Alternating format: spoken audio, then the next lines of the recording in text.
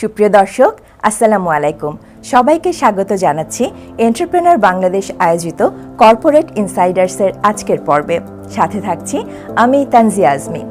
আমাদের সাথে আজকে অতিথি হিসেবে উপস্থিত আছেন এমন একজন ব্যক্তিত্ব যিনি একজন কর্পোরেট স্ট্র্যাটেজিস্ট এবং একাধারে একজন গবেষক এবং লেখক। চলুন পরিচিত হই আমাদের আজকের অতিথির সাথে, ডক্টর মোহাম্মদ হাসান।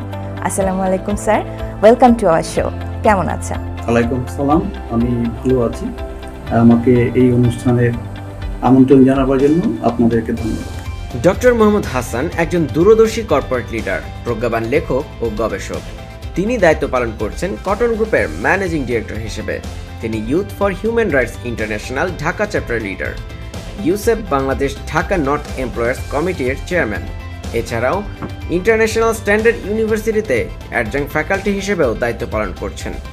ডক্টর হাসান শুধুমাত্র কর্পোরেট খাতে নয়, বরং আরএমজি সেক্টরের টেকসই উন্নয়ন নিয়ে গভীর গবেষণা এবং human resources management, minimum wedge, supply chain management এবং উইমেন এম্পাওয়ারমেন্টের মতো গুরুত্বপূর্ণ বিষয়গুলির উপর লেখালেখি করেছেন, যা জাতীয় এবং আন্তর্জাতিক জার্নালে প্রকাশিত হয়েছে। তার সম্প্রতি প্রকাশিত বই Bangladesh RNG and sustainable development, বাংলাদেশের টেক্সটাইল খাতের ভবিষ্যৎ এবং এর টেকসই উন্নয়ন নিয়ে আলোচনার এক গুরুত্বপূর্ণ উৎস।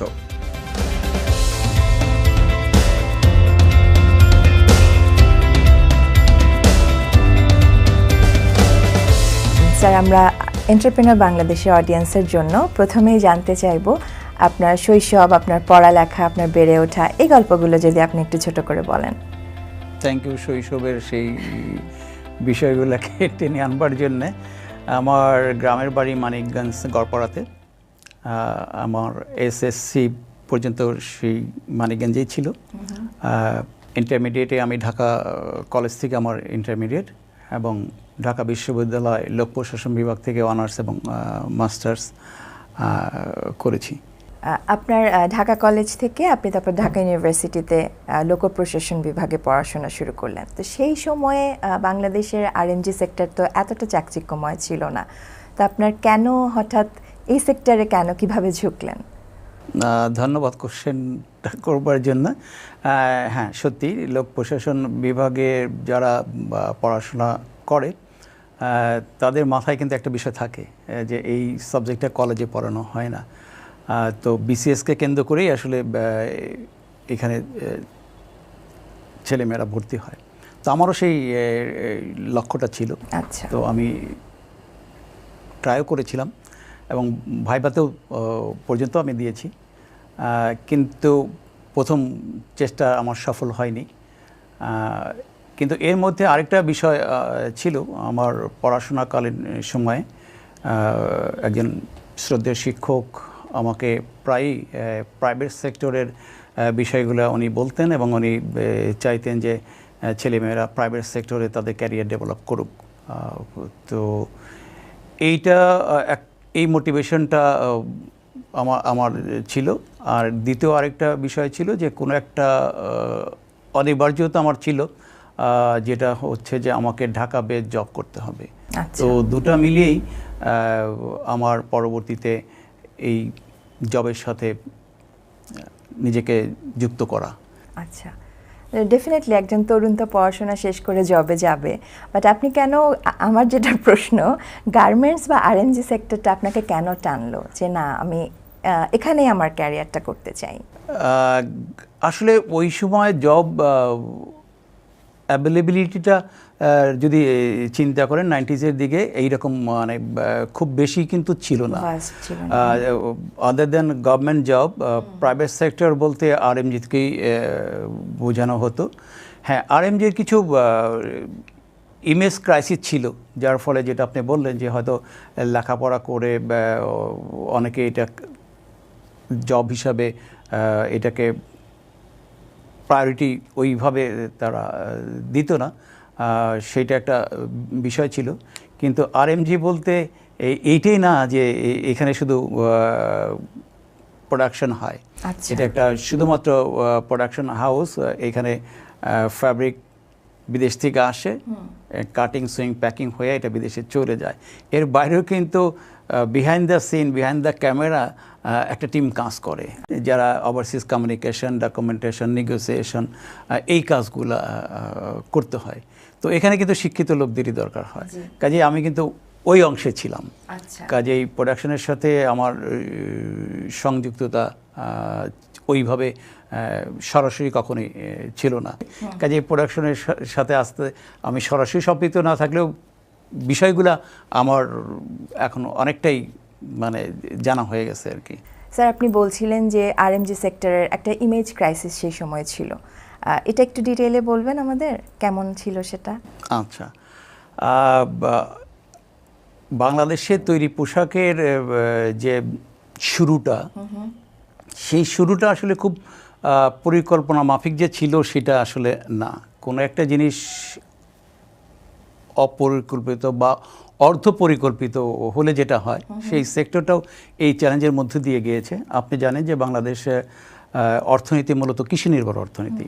তো পাট ছিল আমাদের প্রধান রপ্তানি কারক পণ্য, এবং এই রপ্তানির কারণেই আমরা বৈদেশিক মুদ্রা অর্জন করতাম এবং আমাদের ইম্পোর্ট লায়াবিলিটিগুলো আমাদের মেটাতে হতো।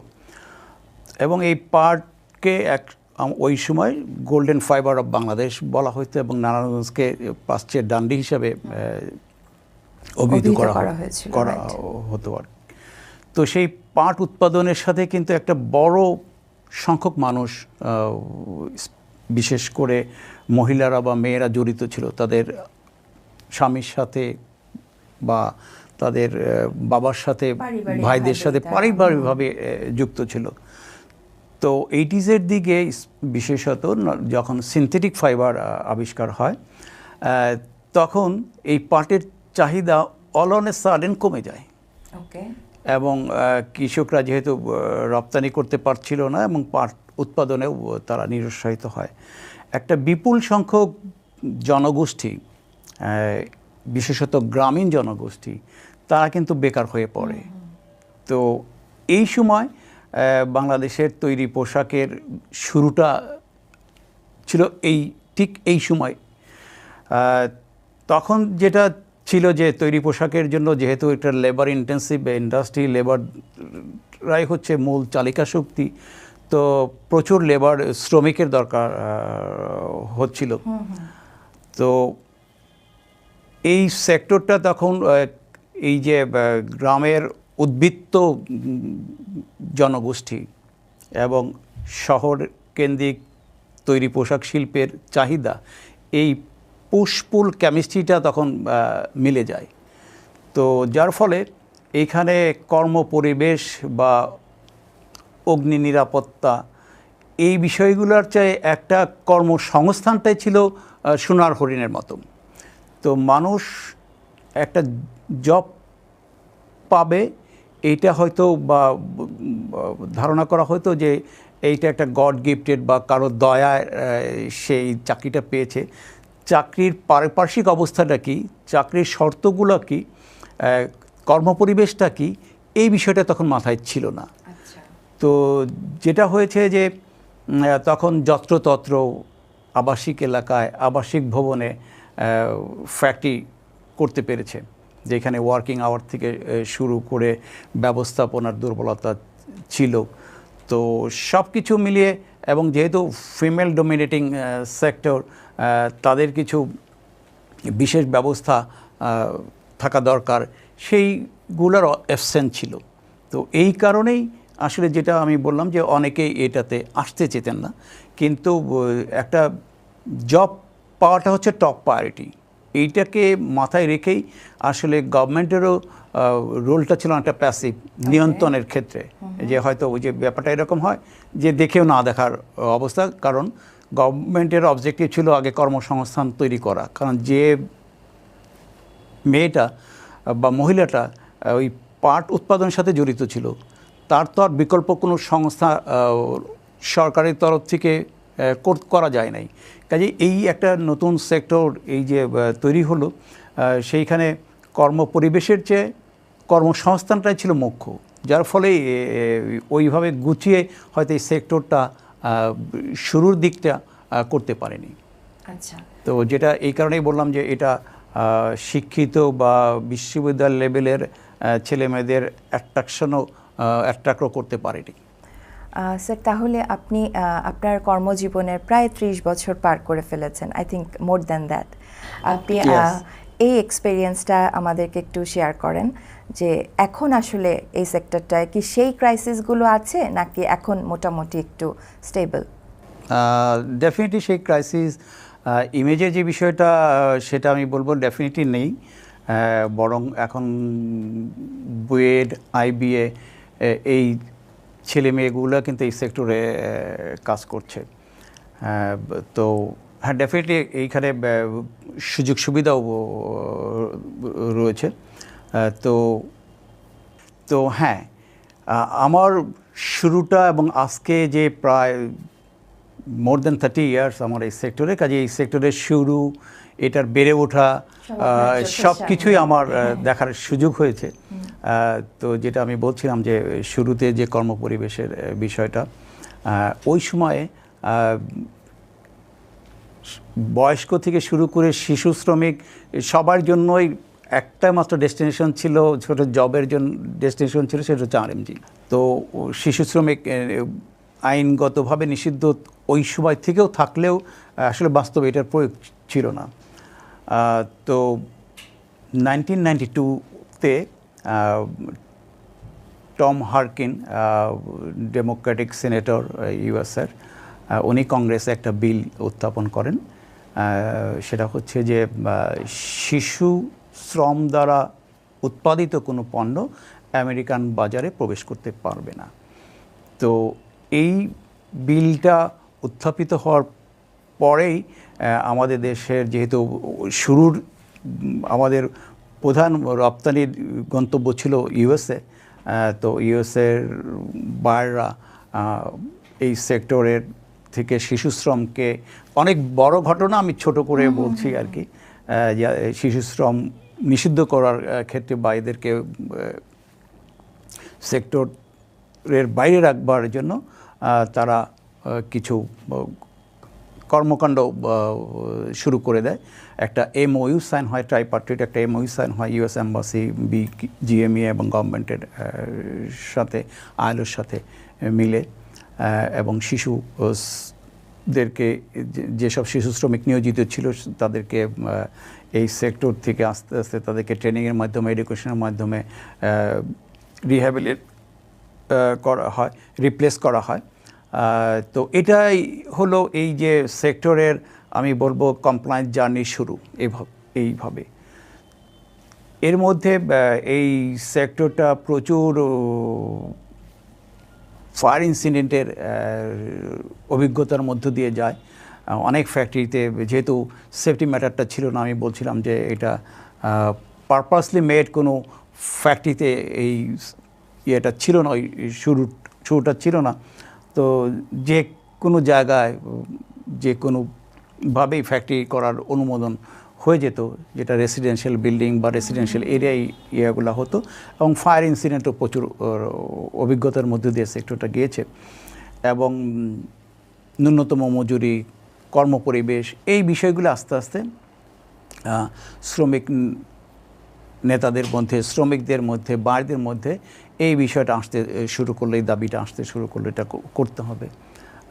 তারপরে সরকার অনেকটা সময় নিয়েই 2006 সালে বাংলাদেশ লেবার ল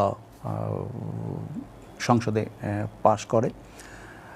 এরপরে ইউএসএতে একটা দুর্ঘটনা ঘটে, টুইন টাওয়ার যে ডিজাস্টারটা হয় 9/11 যে ঘটনা।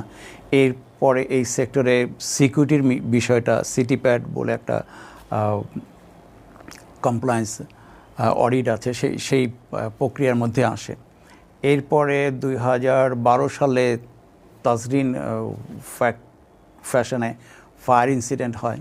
2013 সালে রানা প্লাজার ডিজাস্টার, এবং পরবর্তীতে অ্যাকর্ড অ্যালায়েন্স, যারা ফ্যাক্টরি সেফটি নিয়ে মূলত কাজ করেছিল।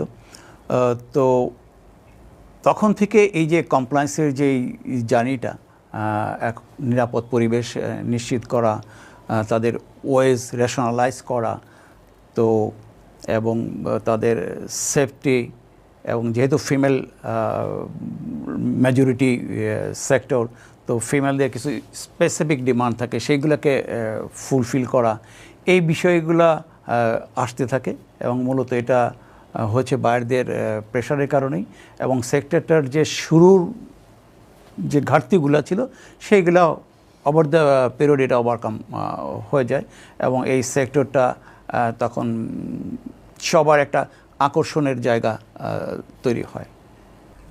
গার্মেন্ট সেক্টরটা বাংলাদেশে এখনও একটা অর্থনীতিতে এককভাবে একটা ডিপেন্ডেন্সি ক্রিয়েট করে রেখেছে, তো এটা কি ভবিষ্যতে কোনো রিস্ক বয়ে আনতে পারে বলে আপনার মনে হয়? আপনি যেটা বলছেন সেটা হচ্ছে যে গার্মেন্টস সেক্টরটাকে বাংলাদেশের ইকোনমির ব্যাকবোন বলা হয়ে থাকে এবং তার রপ্তানির প্রায় 84% এই একটা সেক্টর থেকে আসে। ডেফিনেট এটা মনে হতে পারে যে এটা ডাচ ডিজিজ সিনড্রোমে ভুগছে কিনা, এটার এই একক নির্ভরশীলতা ভবিষ্যতে আমাদের কোনো ঝুঁকি তৈরি করবে কিনা আমাদের অর্থনীতিতে, এটা আমার ব্যক্তিগত অভিমত হচ্ছে এটা করবে না। কারণ আমরা এমন একটা প্রোডাক্ট নিয়ে কাজ করি যেটা মানুষের মৌলিক প্রয়োজনীয় প্রোডাক্ট, খাদ্য, বস্ত্র, বাসস্থান, চিকিৎসা, এইগুলো মানুষের ভেরি বেসিক নিড। তো এই তৈরি পোশাক যেটা আমরা 84% করলেও গ্লোবাল বিজনেসের মাত্র 7% আমরা কিন্তু আমাদের শেয়ার। কাজে আমি মনে করি যে এটা প্রয়োজনীয় সহযোগিতা পেলে এই সেক্টরের কন্ট্রিবিউশনটাকে আরও বাড়ানো যেতে পারে এবং এই একটা সেক্টর কিন্তু আরও মাল্টিপল সেক্টরের গ্রোথের ক্ষেত্রে সহযোগিতা করেছে। আজকে যা ইকোনমির অন্য যে এরিয়াগুলো দেখেন আপনি, ব্যাংকিং থেকে শুরু করে ট্যুরিজম এবং অ্যাক্সেসরিজ ফ্যাক্টরি, টেক্সটাইলস ইন্ডাস্ট্রি বা হোটেল, যা কিছু আছে আমাদের, কম্পিউটার বা ইন্টারনেটের যে ইয়াগুলো, বিজনেসগুলো, সবই কিন্তু গার্মেন্টস সেক্টরের হচ্ছে তাদের একটা বড় কনজিউমার। তো কাজেই এই সেক্টরটা হয়তো লিড দিচ্ছে, কিন্তু এই সেক্টরটা কিন্তু পাশাপাশি অন্যান্য সেক্টরকে বুস্ট আপ করছে। তো সেই ক্ষেত্রে একক ডিপেন্ডেন্সি এখানে আমার ধারণা এইটা প্রযোজ্য না, বরঞ্চ এই সেক্টরটাকে প্রয়োজনীয় সহযোগিতা যদি সবার কাছ থেকে পায়, বিশেষ করে সরকারের কাছ থেকে পায়, তাহলে কর্মসংস্থানের জন্য আরও একটা বড় ক্ষেত্র তৈরি হতে পারে এই সেক্টরটা। কি কি অপরচুনিটিস এখনও রয়ে গেছে যেগুলো আমরা এখনও রিভিল করতে পারিনি বলে আপনার মনে হয়? বাংলাদেশের তৈরি পোশাক শিল্পের যেটা আমি বললাম যে ব্যাকবোন অফ দ্য ইকোনমি বলা হচ্ছে, প্রায় $38 বিলিয়ন এক্সপোর্ট এখানে হচ্ছে। তো এই সব কিছুই কিন্তু আমরা যা করছি এইটা হচ্ছে খুব বেসিক প্রোডাক্ট নিয়ে আমাদের এই বিজনেসটা এখনও কনসেন্ট্রেট করে। আমাদের basic product and basic 5 major destination, তো এই দুটা জায়গায় আমরা আটকে আছি। আমাদের ডাইভার্সিফাইড করা দরকার প্রোডাক্টের ক্ষেত্রে এবং মার্কেটের ক্ষেত্রে। আমাদের ডিপেন্ডেন্সি এই দুই জায়গাটাতে খুব বেশি মাত্রায় রয়েছে। তো আমাদের সুযোগ আছে যে এই কটন বেস গার্মেন্টের বাইরে গিয়েও ম্যানমেড ফাইবারের উপরে কাজ করা এবং আমাদের যে ডেস্টিনেশন মানে ট্র্যাডিশনাল যে মার্কেট ডেস্টিনেশনগুলো আছে তার বাইরে নিউ মার্কেট এক্সপ্লোর করা। তো এই সুযোগগুলো আমাদেরকে আছে এবং এটা আসলে করতেই হবে। অন্যান্য কান্ট্রির সাথে বাংলাদেশ কি আসলে কম্প্যাটেবল, নাকি আরও অনেক এগোনোর জায়গা আছে আমাদের?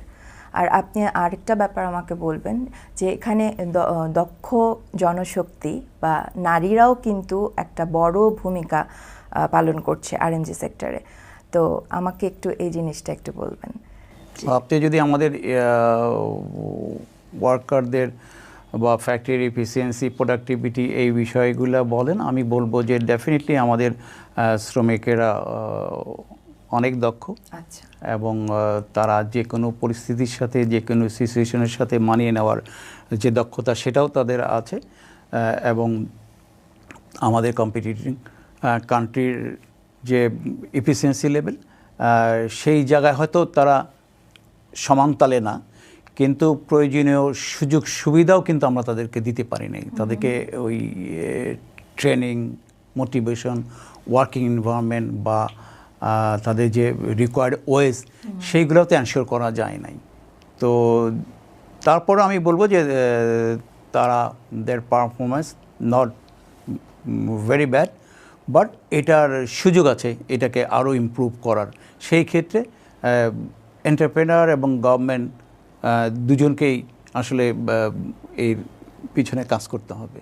আচ্ছা, এই গ্যাপগুলো কেন রয়ে যাচ্ছে? কারণ বাংলাদেশের গার্মেন্টস সেক্টর আসলেই আমাদের গর্ব করার মতো একটা শক্তি, কিন্তু এই যে ওনাদের ট্রেনিং দেওয়া যাচ্ছে না, প্রতি বছরই আমরা দেখছি তারা তাদের বেতন ভাতা নিয়ে রাস্তায় নেমে যাচ্ছে, এই জিনিসগুলো আসলে কবে মনে হয় আমরা ওভারকাম করতে পারবো? আচ্ছা, গুড কোশ্চেন। আমাদের এই কোশ্চেনটার একটা বড় উত্তরটা যদি দিতে হয় তাহলে আমাকে অন্য কথা বলতে হবে, সেটা হচ্ছে আমাদের এডুকেশন সিস্টেম। ওকে, অর্থাৎ আমরা কাদেরকে এখানে এমপ্লয় করছি।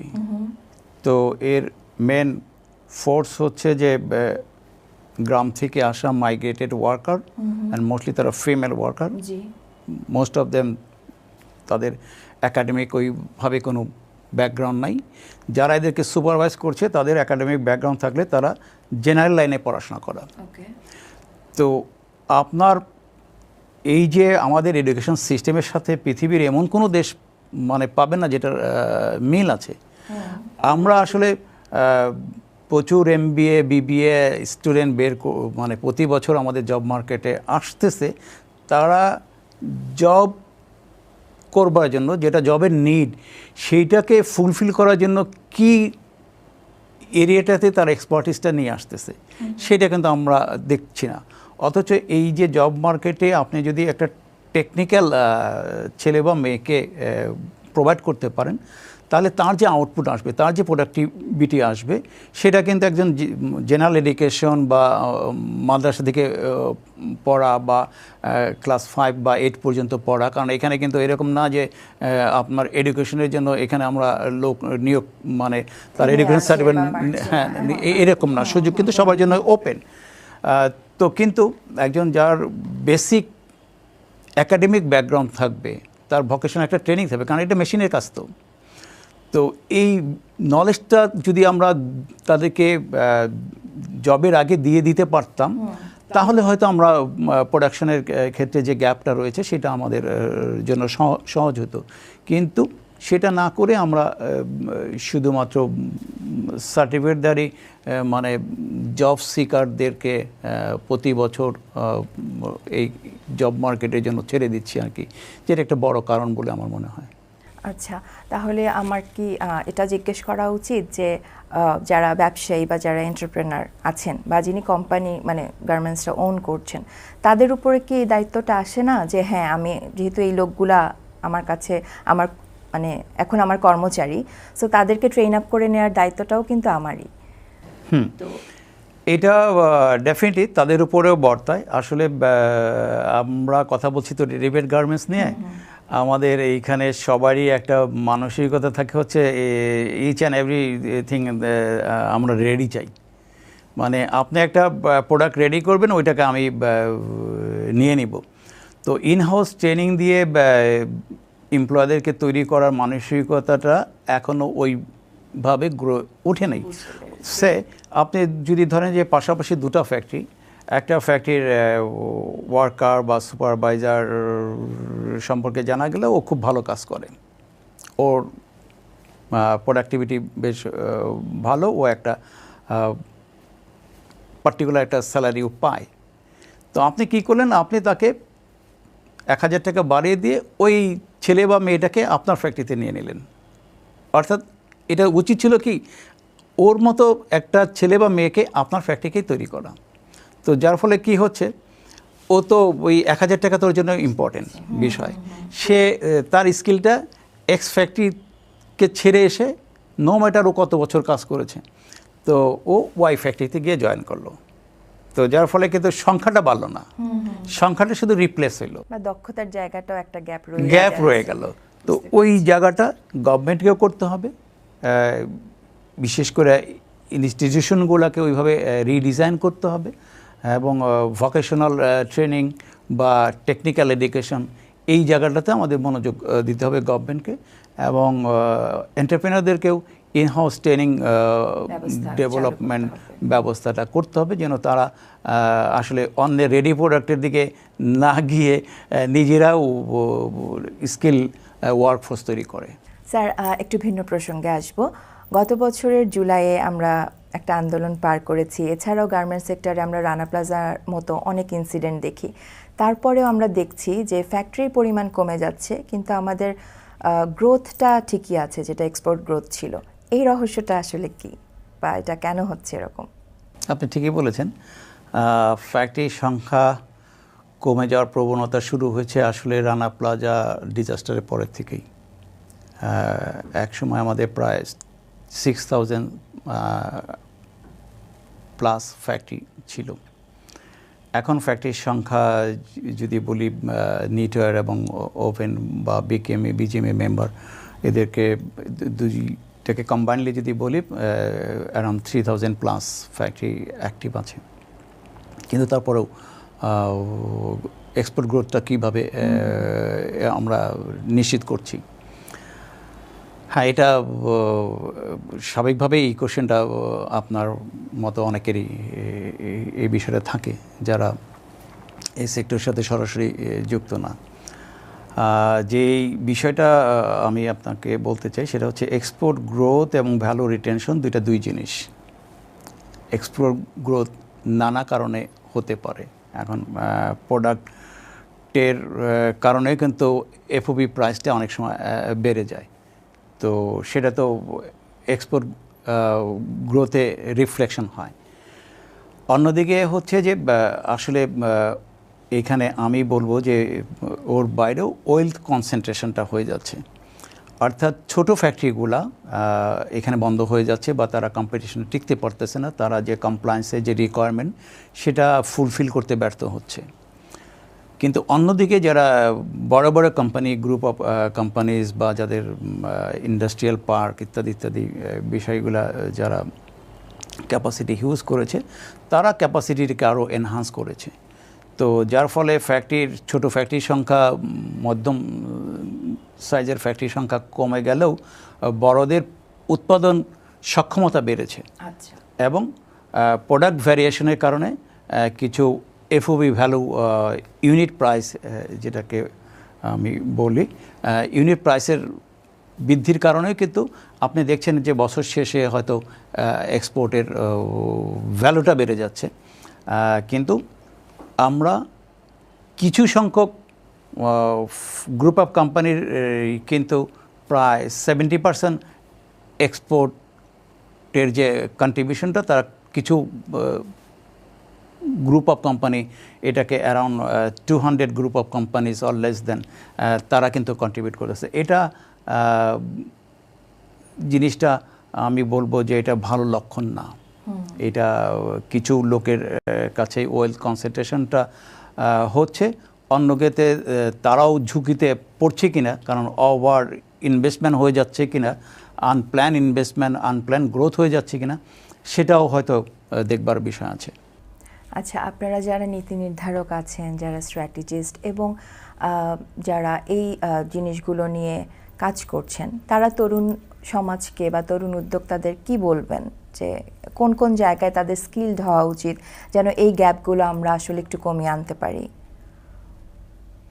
তরুণরা তো তরুণই, তারা চিন্তা চেতনা তরুণ, তারা টেকনোলজিতে অনেক অগ্রসর, তো তারা আমাদের চেয়ে অনেক ভালো জানে, অনেক ভালো বুঝে, এবং টেকনোলজির অ্যাপ্লিকেশনটাতে তারা অনেক ফাস্ট।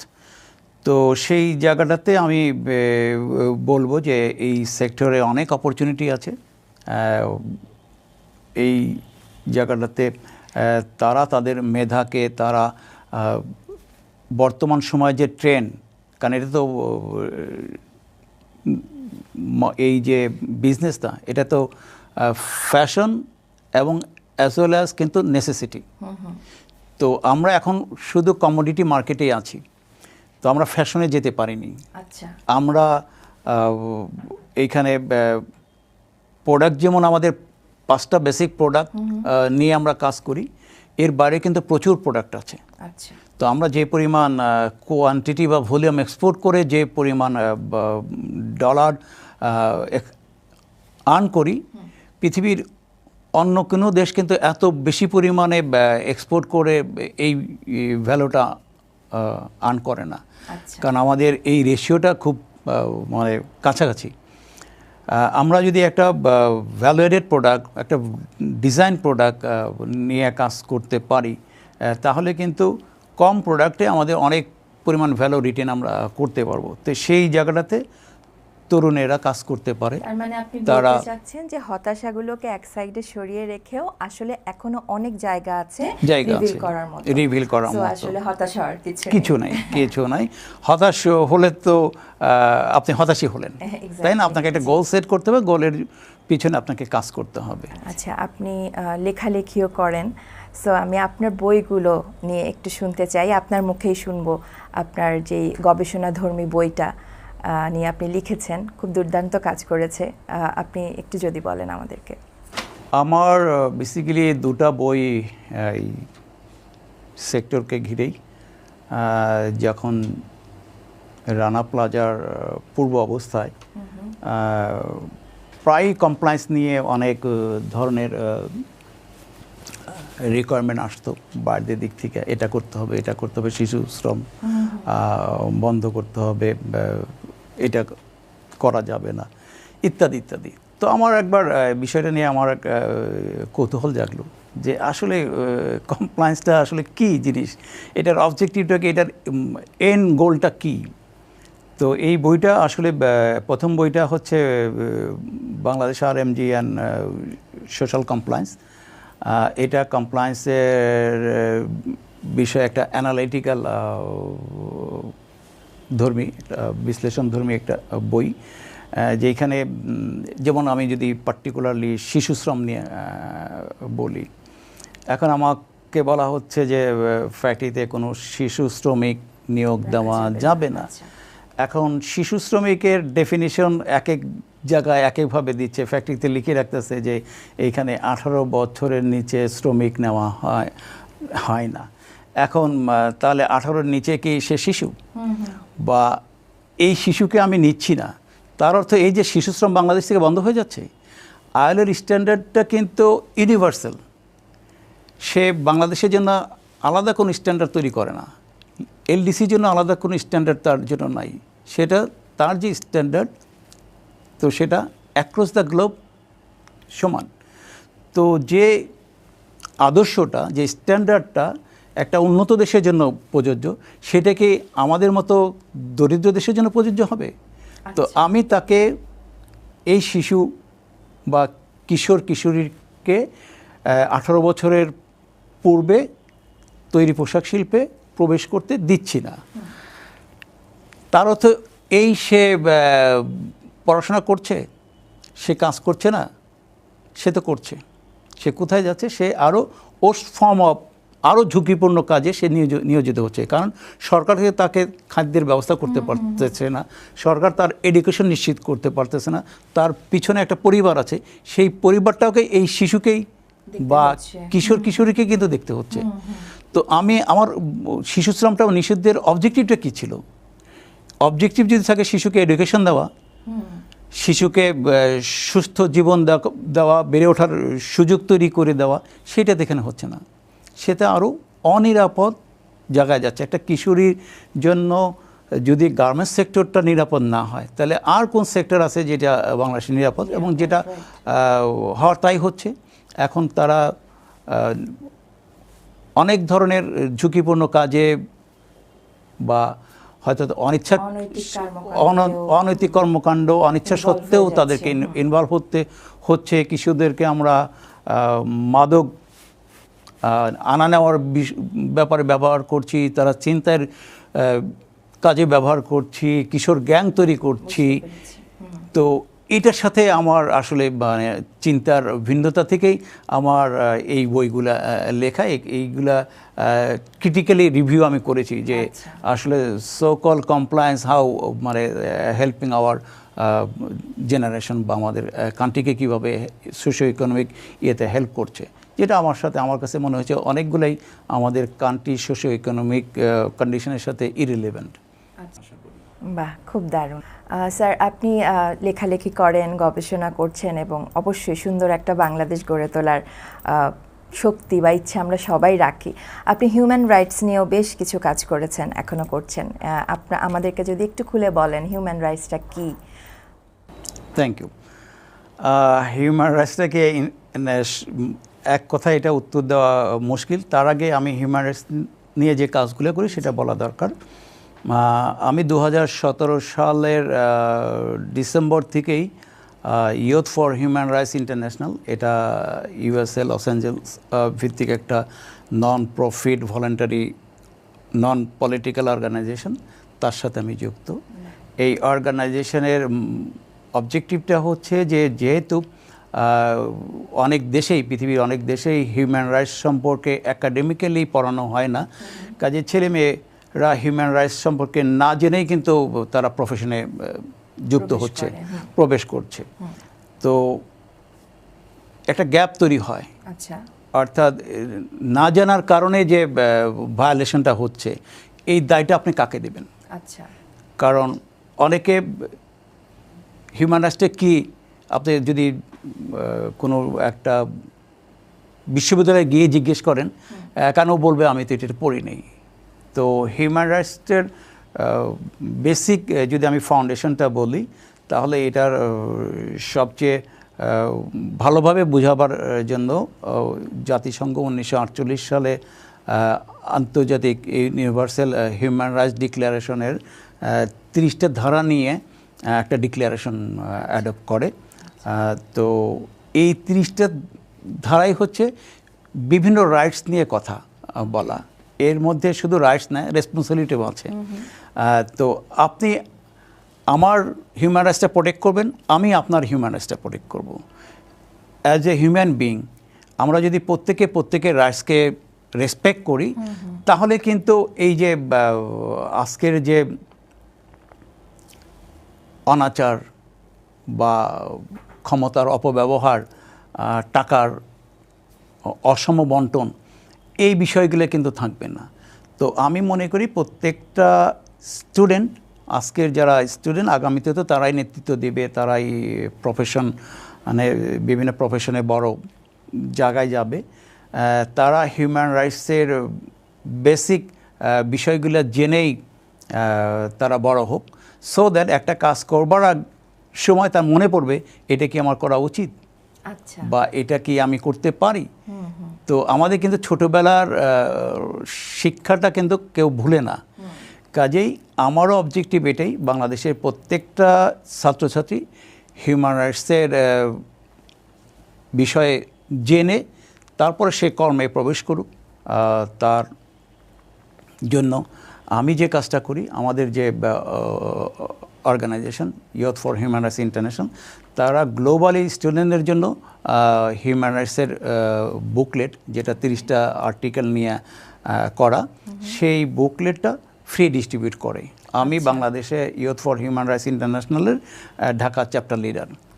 তো সেই কারণেই আমি ও বিভিন্ন ইউনিভার্সিটি, স্কুল, কলেজে এই বইগুলো ফ্রি ডিস্ট্রিবিউট করি। তার আগে আমি কিছু কথাবার্তা বলি যে হিউম্যান রাইটসের প্রয়োজনীয়তা কী। কারণ তার শিল্পে, বুক শিল্পে যদি এই বইটা থাকে, কোনো দিন যদি সে ইচ্ছা করে একটু দেখতে, তাহলে হয়তো ওই একটা দেখাতে অনেক লোকের উপকার হবে, বা সে হয়তো নিজেকে শুধরাবে যে এই কাজটা আমি করতে পারি না। আমি চাই ছোটোবেলা থেকেই তার মাথায় এই হিউম্যান রাইটসের বিষয়টা যেন গেঁথে যায়। তো এটাই আমার প্রচেষ্টা, এবং এই প্রচেষ্টা আগামীতে আরও অব্যাহত থাকবে।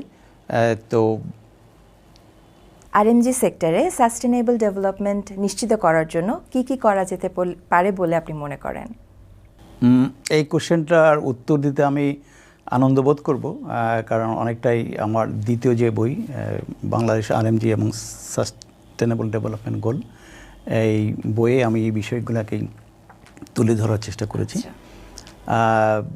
প্রথমে আমার এক মানে দর্শকদের জন্য একটা কনফিউশন দূর করার জন্য আমি বলতে চাই, সেটা হচ্ছে যে আমরা আরএমজি এবং টেক্সটাইল এই দুইটাকে এক করে ফেলি অনেক সময়, যে কোনটা টেক্সটাইল ইন্ডাস্ট্রি, কোনটা আরএমজি ম্যানুফ্যাকচারিং ইন্ডাস্ট্রি, এইটা আসলে অনেকে সেপারেট করতে পারে না।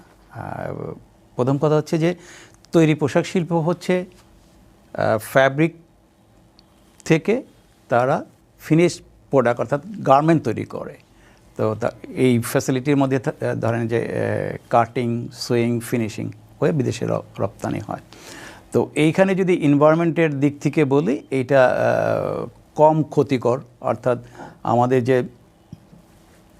পরিবেশ আইন আছে সেখানে অরেঞ্জ বি ক্যাটাগরির রিস্কের দিক থেকে কম।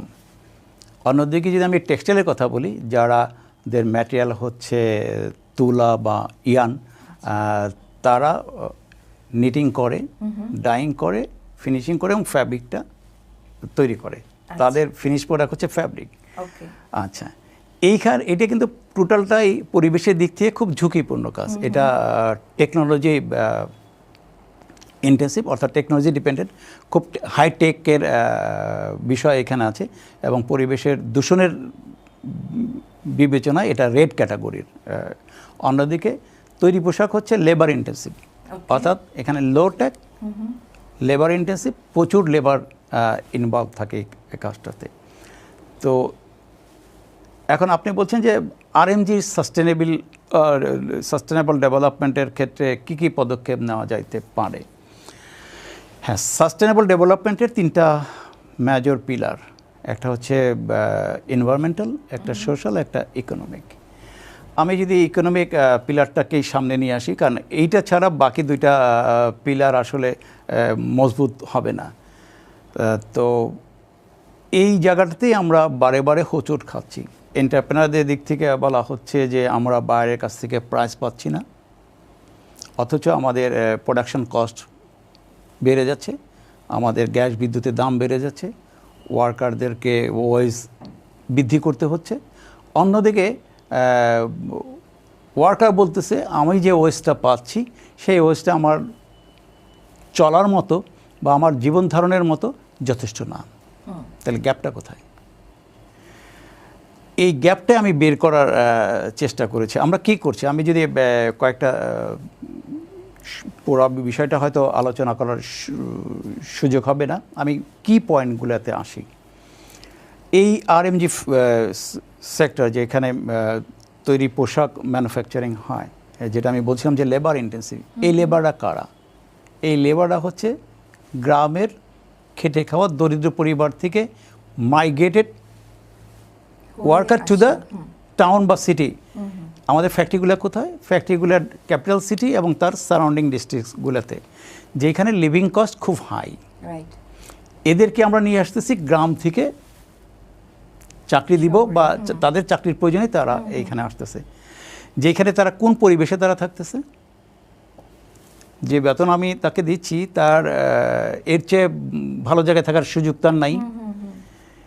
যে কাজ শেষে যে বাজারটা সে করতেছে, যে দামে সে একটা সবজি কিনছে, সেই একই দাম দিয়ে কিন্তু সে বেশি পরিমাণ সবজি যদি সে রংপুরে থাকতো কিনতে পারত, বা যে বাসা ভাড়াটা সে দিচ্ছে সেই একই ভাড়া দিয়ে কিন্তু আরও উন্নত পরিবেশে সে যদি দিনাজপুরে বা বরিশালে থাকে সে কিন্তু থাকার সুযোগ ছিল। এইটা আমরা করছি না। আমার এটা হচ্ছে যে এই যে ফ্যাক্টরির সেন্ট্রালাইজেশন, আপনি কিন্তু সব শিল্পকে গুটি কয়েক জেলার মধ্যে কনসেন্ট্রেট করতে পারেন না। এটা একটা রিজিওনাল ডিসপ্যারিটি, এটা আর এক ধরনের বৈষম্য।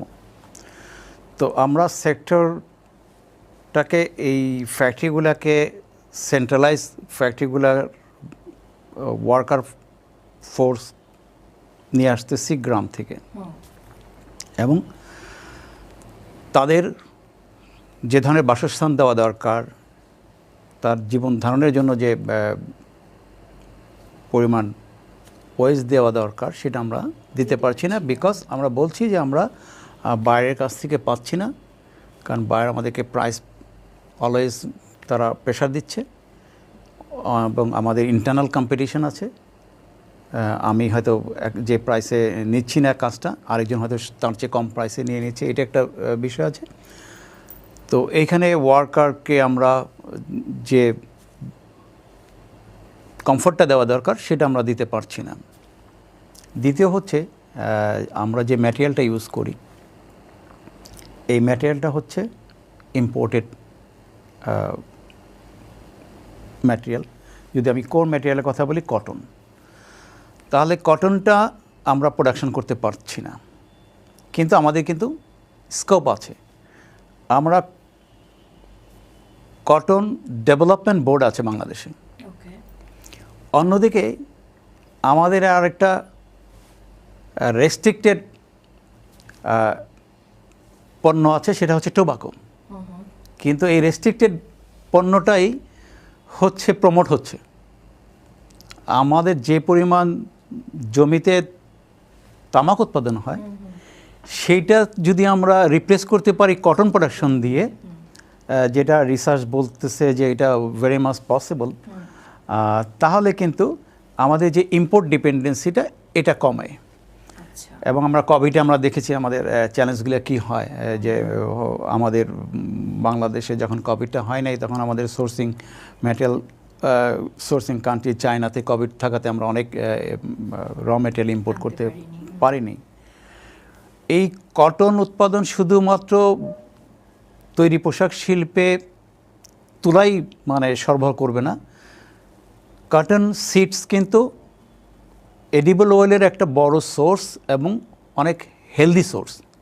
আমরা সয়াবিন তেল ইম্পোর্ট করছি, অথচ আপনি পাকিস্তান, ইন্ডিয়ার একটা বড় সোর্স কিন্তু এই কটনের সিডস থেকে যে তেলটা আসে সেটা কিন্তু তারা ব্যবহার করছে। তো এইটা আমরা করতে পারি। এবং সিডসের যে এটাকে কেকটা বা খোল বলা হয় আমাদের লোকাল ইয়েতে, এটা কিন্তু একটা গবাদি পশু বা মাছের জন্য একটা পুষ্টিকর খাবার হইতে পারে। আমরা সেখানে তাকে নানান চামড়ার যে ওয়েস্টেজ সেটা দিচ্ছি, আমাদের হেলথকে মানে ঝুঁকিতে ফেলতেছে। তো এই একটা ডিসিশন কিন্তু অনেকগুলা এরিয়াকে আমাদের যেটা আমাদের দরকার সেই নিডটাকে ফুলফিল করতে পারে। একটা হচ্ছে আমি মাইগ্রেটেড ওয়ার্কারের কথা বললাম, আবার আমি কটন প্রোডাকশনের কথা বললাম। আমাদের বাংলাদেশ হচ্ছে নদীমাতৃক দেশ, আমাদের ছোট দেশ, কিন্তু আমাদের কিন্তু 4টা আন্তর্জাতিক সিপোর্ট আছে। অথচ আমাদের এক্সপোর্টের 95%ই হচ্ছে চিটাগাং কেন্দ্রিক। আচ্ছা, তো আমরা যদি এই যে আমাদের মাল্টিপল সিপোর্ট আছে এগুলাকে ব্যবহার করতে পারি, আমাদের নদীপথকে যদি আমরা পরিবহনের কাজে ব্যবহার করতে পারি, এই ওয়াটার ট্রান্সপোর্টকে যদি ব্যবহার করতে পারি, এবং আমরা প্রায় 100 ইকোনমিক জোন করেছি বিভিন্ন এরিয়াতে। তো এই জোনগুলোকে যদি আমরা সুবিধা দিতে পারি, প্রয়োজনীয় সুবিধা দিই, তাহলে কিন্তু এই রিলোকেশনটা শ্রমিকদেরকে গ্রাম থেকে না নিয়ে অ্যাটলিস্ট এই জোনগুলোতে আমরা রিলোকেট করতে পারি, যেখানে তারা এই স্যালারিতেই তারা ভালো থাকবে, তারা কম দামে ভালো সবজি কিনতে পারবে, তারা কম ভাড়া দিয়ে কিন্তু তারা ভালো জায়গায় থাকার সুযোগ পাবে। এবং ঢাকা শহরটা এখন হচ্ছে পলিউটেড সিটি হয়ে গেছে, বিকজ এই যে ইন্ডাস্ট্রিয়ালাইজেশন এবং ওভার ক্রাউডেড হয়ে যাওয়ার কারণে মোস্ট এক্সপেন্সিভ সিটি বলা হচ্ছে, আবার বায়ু দূষণের দিকে সর্বোচ্চ জায়গায় আমরা নিয়ে গেছি। তো এই ভাবনাগুলো আসলে নীতি নির্ধারককে ভাবতে হবে। আচ্ছা, আমি শুনেছি যে 2026 সালে বাংলাদেশ এলডিসি গ্র্যাজুয়েশন করতে যাচ্ছে। আপনার কি মনে হয় বাংলাদেশ এখন এটার জন্য প্রস্তুত? এক কথায় যদি বলি, না, সেই প্রস্তুতি বাংলাদেশের নাই। কারণ এই এলডিসি গ্র্যাজুয়েশনের জন্য যে ক্রাইটেরিয়া, যে ডেটাগুলো দিতে হয়, যে কন্ডিশনগুলো ফুলফিল করতে হয়, আসলে এখন তো বলা হচ্ছে যেহেতু আমরা এখন মুক্ত তথ্য প্রবাহের যুগে বাস করছি। জুলাই অভ্যুত্থানের পরে আমরা দেখছি যে অনেক তথ্যই আসলে সঠিক ছিল না এবং আমাদের প্রস্তুতিও যথেষ্ট নাই। যেহেতু এলডিসির কারণে আমরা কিছু সুবিধা পেয়ে আসছি, হঠাৎ করে এই সুবিধাগুলো থেকে যদি বাংলাদেশ স্পেশালি গার্মেন্টস সেক্টরটা বঞ্চিত হয়, যেখানে আমি জিএসপির কথা স্পেসিফিকলি বলতে পারি, ইউরোপিয়ান ইউনিয়ন হচ্ছে আমাদের এক্সপোর্টের প্রায় 45% সিঙ্গেল ডেস্টিনেশনে আমাদের যায়। সেই জায়গাতে আমাদের কম্পিটিশন করে যদি এই পোশাককে রপ্তানি করতে হয় তাহলে আমরা বাজার হারাবো নিশ্চিতভাবেই। তো এলডিসির যে আমি বললাম যে ওই দেশের যে ট্যারিফ সুবিধা সেটা হারাবো, আর লোকালিও আমাদের গভর্নমেন্টও হয়তো এখন যেসব ইনসেন্টিভ দিতে পারছে বা দিচ্ছে সেগুলো তারা দিতে পারবে না, একটা রেস্ট্রিকশন আসবে। তো এই ক্ষেত্রে তৈরি পোশাক শিল্পের এন্টারপ্রেনারদের চেয়ে গভর্নমেন্টের অনেক কিন্তু ব্যাকগ্রাউন্ডে অনেক কিছু কাজ করবার আছে। সেই কাজগুলা না করে গ্র্যাজুয়েশন হওয়াটা, গ্র্যাজুয়েশন শুনলে তো ভালো লাগে, কিন্তু ইমম্যাচিউর গ্র্যাজুয়েশন কিন্তু অনেক সময় ওই যে বেকারত্ব সৃষ্টি করে, যেটা আমি বলছি যে আমাদের এডুকেশনটার সাথে আমাদের জবের মিল হয় না। তো এই গ্র্যাজুয়েশনটাও কিন্তু আমাদের ক্ষতি করবে। সম্প্রতি ইউএসএ 20% শুল্ক আরোপ করেছে বাংলাদেশে, এটা বাংলাদেশে কিভাবে কীরকম প্রভাব ফেলবে বলে আপনি মনে করছেন? ডেফিনেটলি এটা পজিটিভ একটা ইম্প্যাক্ট নিয়ে আসবার কথা, কারণ এই ট্যারিফটা তো শুরুতে যেটা ছিল 37%, সেখান থেকে আমাদের বর্তমান সরকার নেগোসিয়েশন করেছে এবং সেটা আমাদের পক্ষে গিয়েছে 20%, এবং এখন আমরা আমাদের প্রতিযোগী দেশগুলো থেকে ভালো অবস্থায় অথবা সম অবস্থায় আছি। তো এই সুযোগটা আমাদের কাজে লাগাতে হবে। তো এটা আমি বলবো যে একটা ফ্রন্ট লাইনের কাজ আমাদের। ব্যাকএন্ডে কিন্তু প্রচুর এই সুবিধাটা যদি আমরা নিতে চাই, ব্যাকএন্ডে কিন্তু আমাদের প্রচুর কাজ করতে হবে। কাজেই আপনাকে আপনার এই মুহূর্তে যেসব চ্যালেঞ্জ আমাদের এই সেক্টরটা ফেস করছে সেইটাকে আপনার অ্যাড্রেস না করে আমরা শুধুমাত্র ট্যারিফ বেনিফিট থেকে বিজনেস গ্রোথ এনশিওর করতে পারবো না। সেরকম যেটা আমি বলছিলাম যে আমাদের জ্বালানির সরবরাহ নিশ্চিত করতে হবে, অর্থাৎ ইন্ডাস্ট্রি যেন গ্যাস বিদ্যুতের জন্য বসে না থাকে, আনইন্টারাপ্টেড পাওয়ার সাপ্লাই তার নিশ্চিত করতে হবে, তার পোর্ট ম্যানেজমেন্ট ইমপ্রুভ করতে হবে, তার র মেটেরিয়ালটা এবং ফিনিশ গুডসটা যেন পোর্টে গিয়ে পড়ে না থাকে, ল অ্যান্ড অর্ডার সিচুয়েশনটাকে তাকে ইমপ্রুভ করতে হবে, ব্যাংকের লোন প্রাপ্তি, লো কস্ট লোনের সরবরাহ তাকে করতে হবে। এবং এর বাইরেও আসলে এখন যেহেতু সারা পৃথিবী এনভায়রনমেন্টের ঝুঁকি নিয়ে, গ্লোবাল ওয়ার্মিং বা ক্লাইমেট চেঞ্জ নিয়ে খুব সরগরম, তো এই জায়গাটাতে আমাদের রিসাইকেল, রিনিউয়েবল এনার্জি, এই বিষয়গুলোকে কিন্তু নিশ্চিত না করলে শুধুমাত্র ট্যারিফ বেনিফিট দিয়ে আপনি এক্সপোর্ট গ্রোথ নিশ্চিত করতে পারবেন না, এবং এই জায়গাতে গভর্নমেন্টের বড় ভূমিকা আছে। আচ্ছা স্যার, ব্যক্তিগতভাবে আপনি নিজেকে আগামী 5 বছর বা 10 বছর পর কোথায় দেখতে চান, বা আপনার বাংলাদেশের এই সেক্টরটা নিয়ে আপনার স্বপ্নটা কীরকম? আমার এই সেক্টরে 32 ইয়ার্স প্লাস আমি সেক্টরের সাথে ইনভলভ। পার্সোনালি আমি 56 ইয়ার্স ওল্ড ম্যান।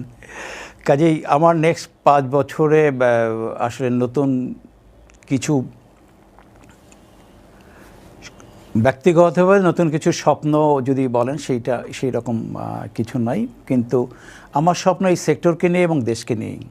আমি মনে করি যে এই সেক্টরের প্রত্যেকটা এন্টারপ্রেনার আমার শিক্ষক, আমি ওনাদের কাছ থেকে শিখি এবং শিখতে পছন্দ করি। আমি ওনাদের ছাত্র হিসেবেই আজীবন থাকতে চাই, যতদিন আমার সুস্থতা থাকে। আমি এই সেক্টরটাকে যদি একটা, যেটা আমি বললাম, যেটা আমি চিন্তা করি, যেটা আজকে যে পরিমাণ ফ্যাক্টরির সংখ্যা আছে, এইটা যদি আমরা ডাবলও করি তাহলে আমরা আমাদের পজিশনকে সেকেন্ড থেকে প্রথমে নিতে পারবো না। আমরা হয়তো গ্যাপ, ফার্স্ট এবং সেকেন্ডের গ্যাপটা আমরা আরও একটু কমাইতে পারবো। তো সেই ক্ষেত্রে একটা প্রচুর অপরচুনিটি আছে। আমি তরুণদেরকে আসলে উৎসাহিত করতে চাই যে হতাশার কিছু নাই, চ্যালেঞ্জ থাকবেই। কাজেই আমাদের দেশেও সেই চ্যালেঞ্জটা রয়ে গেছে, কিন্তু তাদের যদি গোল থাকে তাহলে এই সেক্টরকে নিয়ে তারা অনেক দূর যেতে পারে। তারা নিজেরা প্রত্যেকটা ঘরে ঘরেই একজন করে যদি এন্টারপ্রেনার হয়, তাতেও আমি দেখি যে এই সেক্টরকে নিয়েও এন্টারপ্রেনার হইতে পারে, সেই অপরচুনিটিটা আছে। শুধুমাত্র একটা সেক্টর, কিন্তু আরও অনেকগুলো সাবসেক্টরের প্রয়োজন পড়ে বা জন্ম দেয়। কাজে প্রত্যেককে যে শুধু আরএমজির উপরেই থাকতে হবে সেটা না, কেউ আইটি সেক্টরে ডেভেলপ করতে পারে, কারণ এই সেক্টরের সাথে আইটির খুব ইনভলভমেন্ট অঙ্গাঙ্গিভাবে জড়িত, কারণ প্রত্যেকটা ফ্যাক্টরি কিন্তু সফটওয়্যার বেসড হয়ে গেছে, তো সফটওয়্যার নিয়ে কাজ করে। তো এইটা একটা হতে পারে। ব্যাংকিং, ট্যুরিজম এবং অ্যাক্সেসরিজ ফ্যাক্টরি আছে, প্যাকেজিং ফ্যাক্টরিগুলো আছে, তো এবং লজিস্টিক ইন্ডাস্ট্রিটা আছে। তো প্রচুর এরিয়া আছে, ভেন্যু আছে যেটা ওপেন করতে পারে তরুণরা, কারণ তরুণদের ভাবনা এবং পুরানোদের অভিজ্ঞতা, এই দুটোর সমন্বয়ে সুন্দর একটা দেশ হবে। এইটি আমি আগামী 5 বছরে আশা করি। অনেক শুভকামনা রইল আপনার জন্য, ইনশাল্লাহ অবশ্যই এটা অব্যাহত থাকবে। আচ্ছা, আপনি সম্প্রতি ইন্টারন্যাশনাল ইয়ুথ ফোরাম 2025 অংশগ্রহণ করেছিলেন, সেই অভিজ্ঞতাটা আমাদের সাথে একটু শেয়ার করবেন? এটা একটা মজার অভিজ্ঞতা। এখানে এই কনফারেন্সটা থাইল্যান্ডের ব্যাংককে হয়েছিল এই আগস্ট মাসেই, 2 দিন ব্যাপী, যে এখানে আন্তর্জাতিক সংস্থার, জাতিসংঘ থেকে শুরু করে বিভিন্ন অর্গানাইজেশনের হাই অফিসিয়ালসরা ছিলেন, এবং পৃথিবীর 62টা দেশ থেকে ইয়ুথরা আসছিল। তো এতে একটা বড় ধরনের গ্লোবাল মিলন মেলা বলতে পারেন। আমার ওদের সাথে ইন্টারাকশনের একটা সুযোগ তৈরি হয়েছে, নেটওয়ার্কিং করার সুযোগ তৈরি হয়েছে, জানাশোনার সুযোগ তৈরি হয়েছে। যেহেতু এটার সাথে youth for human rights international, যেটা আমি বলছিলাম যে যার সাথে আমি যুক্ত, তারাও ইনভলভ সামহাউ। তো এই কারণেই আমার যাওয়া। আমাদের প্রেসিডেন্ট ওখানে ছিলেন অ্যাজ এ কি পার্সন হিসাবে। তো তার সাথে আমার কিছু ইন্টারাকশনের ব্যাপার ছিল, কিছু নলেজ শেয়ারিংয়ের ব্যাপার ছিল। এই কারণেই আমার যাওয়া। এবং আমার যেটা ওখানে গিয়ে যে অভিজ্ঞতাটা আমার হয়েছে, যে পৃথিবীর অনেক দেশই কিন্তু ইয়ুথদের মতামতকে প্রাধান্য দেয়। ইভেন আমি যদি ব্যাংককের কথাই বলি, ব্যাংকক শহরটা যে পরিষ্কার পরিচ্ছন্ন অবস্থা আমরা দেখতে পাই, এটার পিছনে কিন্তু ইয়ুথদের ভাবনা জড়িত। ওখানে ওই কনফারেন্সে ডেপুটি মেয়র বক্তব্য রাখছিলেন যে কিভাবে ইয়ুথদের আইডিয়াকে তারা কাজে লাগিয়ে শহরকে যে বিভিন্ন ডিমান্ড, ইয়ুথদের ডিমান্ড, এর সাথে মিল রেখে কাজ করছে তারা। তো বাংলাদেশেও এটা আসলে করা দরকার, যেটা আসলে এখন পর্যন্ত অনুপস্থিত।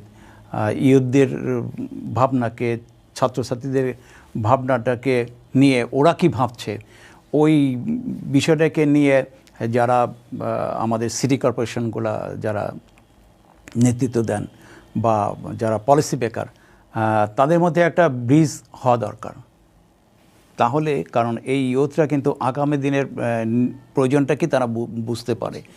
তো একটা সাস্টেনেবল মডেল দ্বারা করাবার জন্য, ভবিষ্যতের জেনারেশনের জন্য একটা সুন্দর পৃথিবী, সুন্দর বাংলাদেশ রেখে যাওয়ার জন্য ইয়ুথদের ভাবনাটাকে ইগনোর করার কোনো সুযোগ নাই।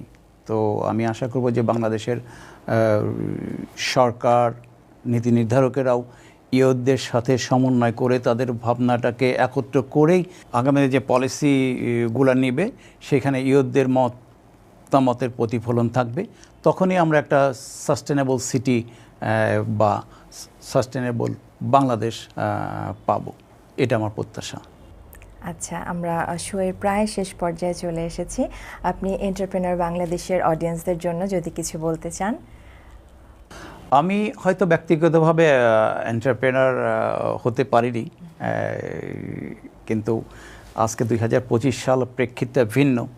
আমি বরাবরই তরুণদেরকে উৎসাহিত করি এবং এন্টারপ্রেনার বাংলাদেশ এই শব্দটাই আমার কাছে মনে হয়েছে একটা পজিটিভ থিং। তো আমি চাই বাংলাদেশের প্রতিটা ঘরে ঘরে একজন করে এন্টারপ্রেনারের জন্ম হোক এবং তারা শুধুমাত্র নিজেদের কর্মসংস্থান না, অন্যের জন্য কর্মসংস্থান সৃষ্টি করুক। কারণ আমাদের দেশটা খুবই ছোট, কিন্তু প্রচুর মানুষ।